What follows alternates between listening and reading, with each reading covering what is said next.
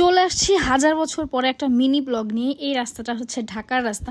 কিছুদিন আমি আগে একটা এক্সাম দেওয়ার জন্য ঢাকা গেছিলাম, তো সেখান থেকে যখন আমি ব্যাক করতেছিলাম বরিশালে, এটা তখনকার ভিডিও। বৃষ্টি ছিল, সোজা চলে যাই লঞ্চ টার্মিনালে এবং এইভাবে আমরা লঞ্চে উঠে যাই। আর এইবার আমরা খুঁজতেছিলাম বেস্ট লঞ্চ কোনটা হবে, কারণ ঢাকায় যাওয়ার সময় আমার একটা ব্যাড এক্সপিরিয়েন্স হয়, দ্যাটস ওয়াই একটা ভালো লঞ্চ সিলেক্ট করি। এভাবে আমরা বরিশালবাসীরা ঢাকা টু বরিশাল আসা যাওয়া করি বাচ্চাদের নিয়ে, এভাবে ছোটাছুটি করতে করতে। দাদা নারকেল চিরা কত?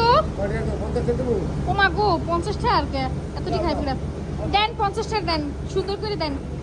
আমার লাইফে আমি ছোট থেকে লঞ্চের এই নারকেল চিরার স্টোরি শুনে শুনে বড় হয়েছি। এবার প্রথমবার এক্সপিরিয়েন্স করার সুযোগ হলো। ইট ওয়াজ অ্যামেজিং অ্যান্ড একে একে আমরা অনেক কিছু খাইছি। এই যে ঝালমুড়ি, এটা ছিল আম এবং পেয়ারা মাখা, তারপরে চলে আসছে চানাচুর, খাইলাম চানাচুর মাখা, ইট ওয়াজ অসম।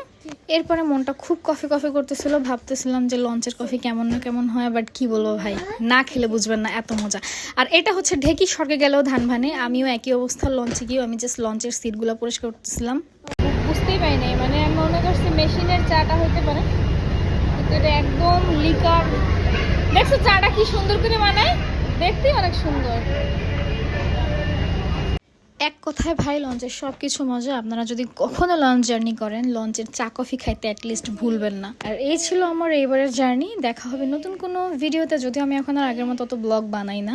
সো যদি কখনো আবার বানাই তো আপনাদের সঙ্গে শেয়ার করবো। So tata, bye bye.